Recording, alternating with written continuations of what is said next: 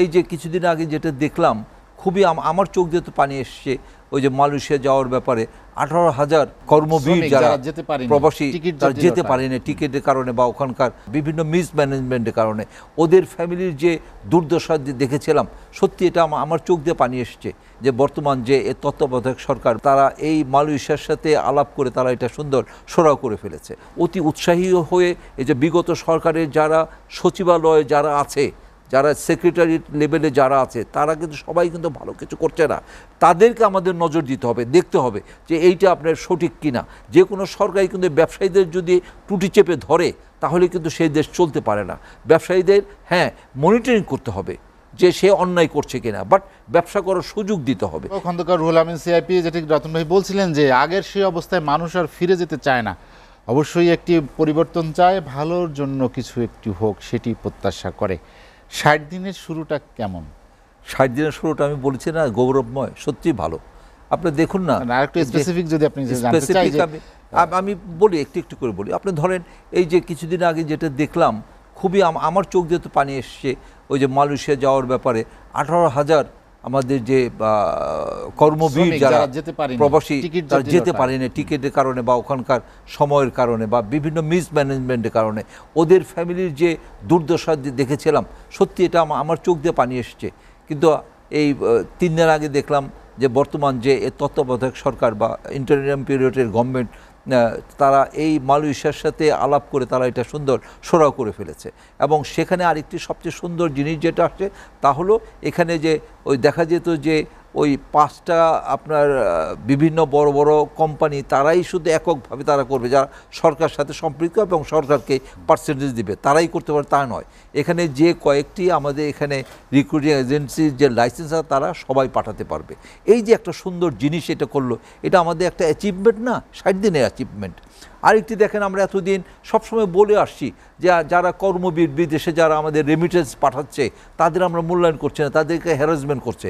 এই যে আপনার এই সপ্তাহ থেকে শুরু হয়েছে, যারা প্রবাসী যারা বাংলাদেশে আসবে তারা ভিআইপির মর্যাদা পাবে এবং তাদের জন্য আলাদা একটা লাউঞ্জই করা হয়েছে যে তারা আসবে, তারা সব ধরনের সুযোগ পাবে, তারা সম্মান পাবে। এই জিনিসটা আপনি দেখেন এই 60 দিনের মধ্যে আমরা পেয়েছি। এটা তো অ্যাচিভমেন্ট, এটা তো বিগত সরকার আপনার 5 বছর 17 বছর করতে পারি না, যেটা এই 60 দিনে এটা হয়েছে। তাই এই ধরনের অনেক কিছু পরিবর্তন আসছে এবং পরিবর্তনটা আমি মনে করি বর্তমানে যারা আছে তাদেরকে সহযোগিতা অবশ্যই আমাদের আপাময় জনগণ, আমরা যারা ব্যবসায়ী তো আমরা করছি, আপাময় জনগণ করতে হবে। কিন্তু এখানে কিছু বিগত সরকার কিছু প্রেতাত্মা আছে, তারা কিন্তু প্রতিটা সময় কিন্তু তারা আপনার চেষ্টা করছে অতি উৎসাহী হয়ে এই সরকারকে প্রবলেমে ফেলার জন্য কাজ করছে। এই যে গার্মেন্টসের যেটা হচ্ছে এটা তো আমরা স্পষ্ট বুঝতে পারছি যে আমাদের প্রতিবেশী একটি দেশ এটা করছে। যেভাবে আপনার শ্রীলঙ্কাতে তাদের এডুকেশন হার আপনার জাপানের চাইতে বেশি ছিল, তাদের আপনার ইকোনমিক্সে বিশেষ করে গার্মেন্টসে রেডিমেড গার্মেন্টস তারা একচাটিয়া কাজ করছিল, প্রতিবেশী একটি দেশ তাদেরকে ধ্বংস করলো।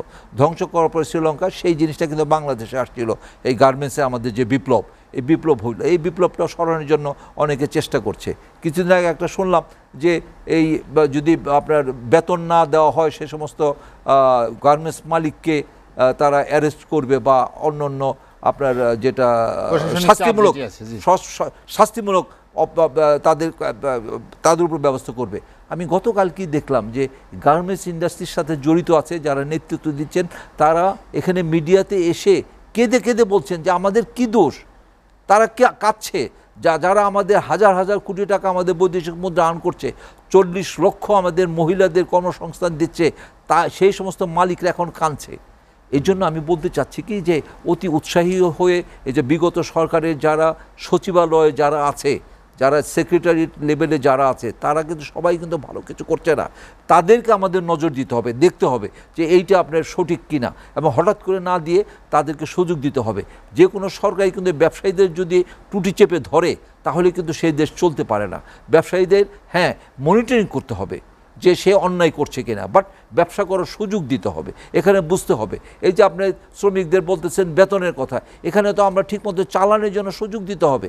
এখানে যে বন্ধ রেখেছেন, এই যে তারা স্ট্রাইক করেছে, আমরা যে আপনার যে এক্সপোর্টের যে আমাদের শিপমেন্ট ছিল, শিপমেন্ট আমরা ফেল করেছি, তো এটা হুইল রেসপন্সিবল। ওই বায়ার তো আমাদের কাছে চলে গেছে। এখানে কি আসতে হবে, সরকার আমাদের পাশে থাকতে হবে, সরকার আমাদের সহযোগিতা করতে হবে। এইভাবে যদি নোটিশ দিয়ে এইভাবে যদি হ্যারাস করা হয় যে আমাদেরকে মানে অ্যারেস্ট করা হবে, এই ধরনের কথা বলা হয়েছে, তো সেখানে কিন্তু ভালো কিছু আপনি পাবেন না। খেয়াল করতে হবে যে এটা এই একটা সেক্টরকে অস্থিতিশীল করার জন্য আপনার অনেকেই কিন্তু উঠে পড়ে লেগেছে। এখানে আমাদের সঠিক মূল্যায়ন করতে হবে, সঠিক পদক্ষেপ নিতে হবে, এবং এটা চিন্তা করে পদক্ষেপ নিলে তাহলে কিন্তু এই ধরনের জটিলতা কমবে। এই কারণে আমি বলছি যে 60 দিন যেমন আমাদের ভালো কিছু আছে, এর মধ্যে আমাদের এই ধরনের যদি অত্যাচার করা হয় ব্যবসায়ীদের উপরে, তাহলে সঠিকভাবে করতে পারবে না।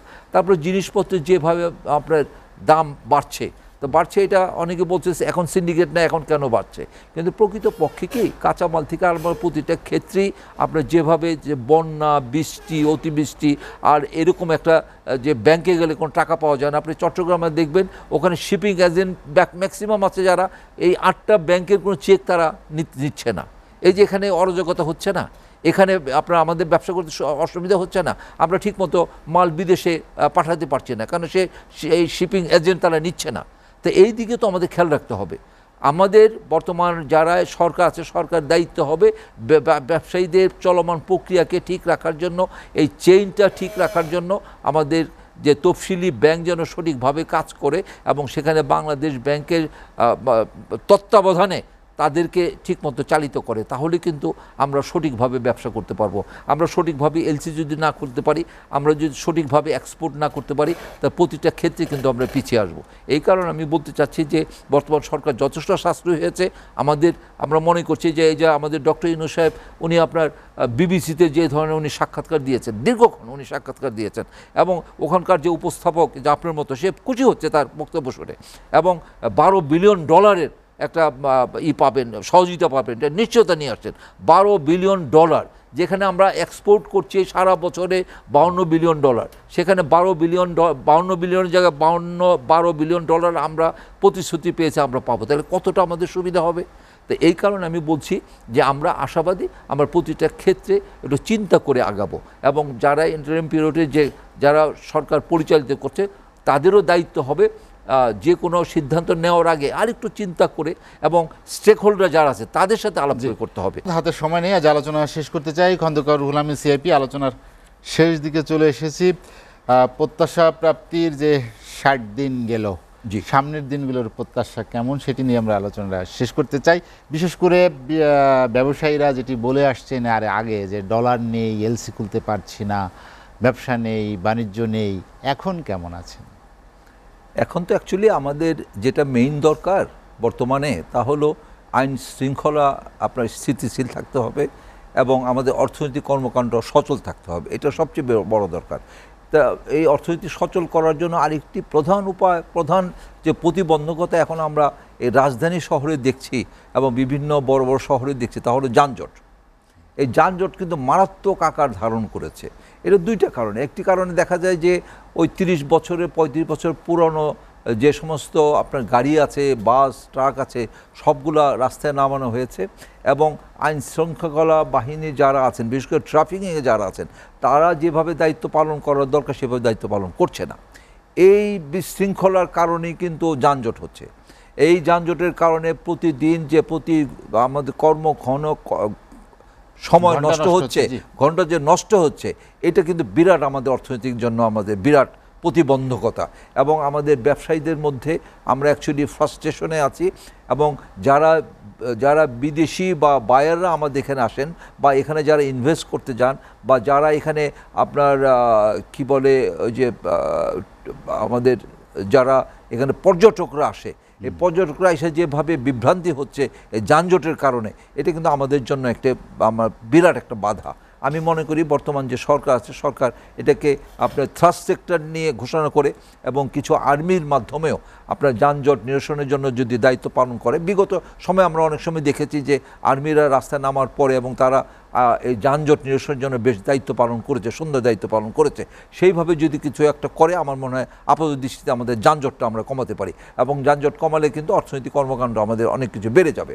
আর দ্বিতীয় কথা যেটা আমরা চাচ্ছি, যেটা যে সংস্কার অ্যাকচুয়ালি আমি মনে করি তাদের সময় দেওয়া দরকার, প্রতিটা ক্ষেত্রে সময় দেওয়া দরকার। এখানে যেমন আমাদের সেনাবাহিনীর প্রধান বলছেন যে 18 মাসের মধ্যে নির্বাচন হবে, এবং আমাদের যে প্রধান উপদেষ্টা উনি নির্দিষ্ট কিছু সময় বলেন, বলে জনগণ যতদিন আমাদের রাখবো, আমরা সংস্কার কর্মকাণ্ড করব। সত্যি সংস্কার কর্মকাণ্ড সরকার যখন বলবে তখন থেকে নির্বাচনের ডেট শুরু হবে।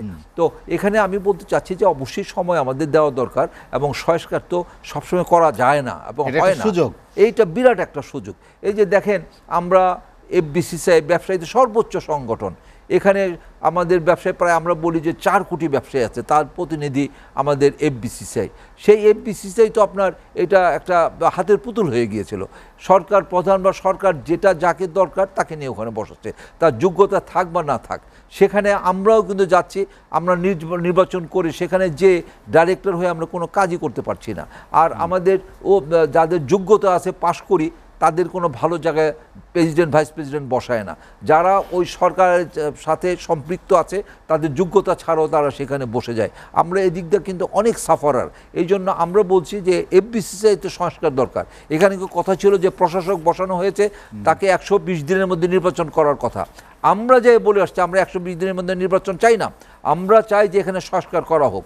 আমাদের জিবি মেম্বার যারা আছে তাদের ভোটে আপনার প্রেসিডেন্ট, সিনিয়র ভাইস প্রেসিডেন্ট এবং ডাইরেক্টর নির্বাচিত হবে। এবং এখানে আমরা যে অটো ডাইরেক্টর যারা হয় সেখানে কিছু কিছু ক্ষেত্রে আমাদের এখানে অবশ্যই এটা বন্ধ করতে হবে। এবং প্রকৃতপক্ষে যদি আমাদের জেনারেল ভোটার যারা আছেন, জিবি মেম্বার যারা আছেন, তাদের মাধ্যমে যদি প্রেসিডেন্ট নির্বাচিত হন, ভাইস প্রেসিডেন্ট নির্বাচিত হন, সিনিয়র ভাইস প্রেসিডেন্ট নির্বাচিত এবং ডাইরেক্টর নির্বাচিত, তাহলে তার একটা কমিটমেন্ট থাকে, তাদের ট্রান্সপারেন্সি থাকে, এবং তারা সাধারণ জনগণের কাছে, সাধারণ ভোটারদের কাছে বা ব্যবসায়ীদের কাছে তারা দায়বদ্ধতা থাকে যে যখন যারা পাওয়ারে যাওয়ার পরে যেহেতু নির্বাচন করছে, তাদের ভোটে নির্বাচিত হবে, সেটা they have to go to ওই প্রত্যেকটা ভোটার, এবং যে তাদের মতামত শুনবে এবং তাদের একটা ম্যানিফেস্টো থাকবে। এই ম্যানিফেস্টো যেন ঠিক মতো 2 বছর পালন করতে পারে, এইটি তাদের অঙ্গীকার থাকবে। এই সংস্কার চাই আমরা। রুনন ভাই, আপনাকে অসংখ্য ধন্যবাদ।